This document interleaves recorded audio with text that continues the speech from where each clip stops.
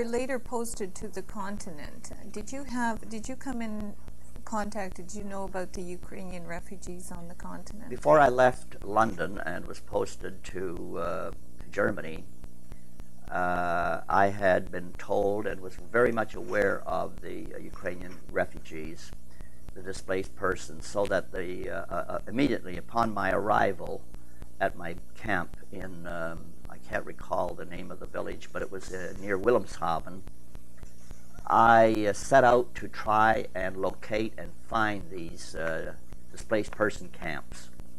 I was fortunate in going down to Oldenburg, where I met other Ukrainian officers who were of like mind. They also were very interested in the displaced person camps, and so we exchanged information as to where they were located, how the members of the Soviet forces were rounding them up and repatriating them, and we also discussed what we could do to assist them. You were in the British zone, is that right? I was in the British zone, a member of the Canadian Armed Forces, but in the British zone, yes. Could you, you mentioned repatriation, do you remember some incidents where or described to you or that you saw yourself? I personally didn't see any repatriation, but I did have the opportunity to have members of some of these displaced person camps who escaped and who were introduced to me in Oldenburg, described to me the forceful repatriation of the displaced persons. Because of the oppression and brutality of the Soviet forces in repatriating them, I became very emotionally involved. I felt that I would have to do everything possible to try and stem or stop this repatriation. And as a result, I think that along with a number of other Ukrainian officers, we discussed every means possible to see what we could do to assist the people who were in the camps, and also to let the authorities know that this cooperation with the Soviet forces was not the right thing to do, because repatriating these people against their will was really sending them to certain death. First of all, in many instances it was described to me how they were loaded out of camps onto Soviet vehicles in the dead of winter and were transported back to the Soviet Union.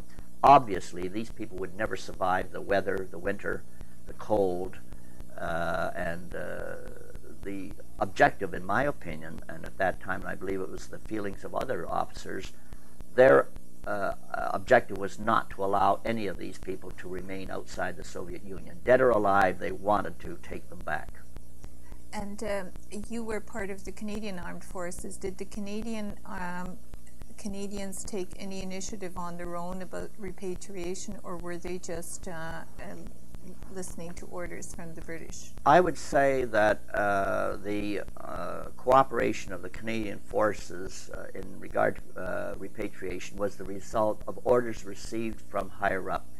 The Canadian forces, as I mentioned before, were in the British zone, and being in the British zone, the people in charge of that area were members of the British High Command, and I believe they were the ones who issued the orders and permitted the liaison of the Canadian armed forces with the Soviet and the British forces to cause repatriation. I don't believe that any of this was done or any initiative on the part of officers of the Canadian forces was ever taken to carry out repatriation. I believe it was as a direct result of orders from higher up. You said that you tried to influence the opinion of the officers involved. Were you successful in this? I really can't say how successful I was, except that I do know that in many discussions with them, I was able to convince them that this repatriation was not what it appeared to be, that is, taking people back to their homeland and resettling them there. I believe that I was able to point out to them that this was a method of trying to get people back forcefully against their will to the Soviet Union, and that it was not the part of the Canadian forces to assist the Soviet forces to do this. I'm sure that many of the officers were in agreement with me, and perhaps they would show less enthusiasm in carrying out their duties but I don't think that any of them had the ability or perhaps the authority to disobey orders or to say they wouldn't carry out whatever they were asked to do. Did you have any opportunity to talk to people who were threatened by repatriation? Oh yes, because I visited many of the camps and had opportunity to visit or speak to those who had escaped and were no longer in the camps, as I said, primarily in Oldenburg, but also by visiting these camps. I had which was really against orders, but I had a Red Cross van as my dental clinic.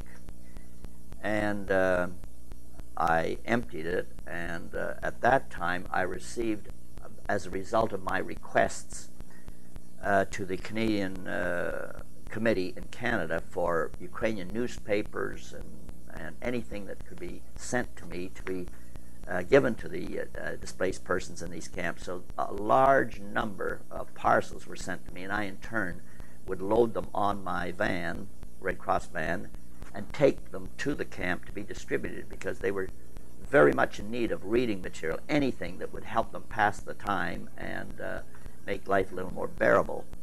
So I made it a point to visit as many camps as I possibly could, to distribute these newspapers, and also to lend moral support, because when they saw Canadian officers coming in, speaking Ukrainian, and telling them that we were doing everything to help them, this was a great morale booster.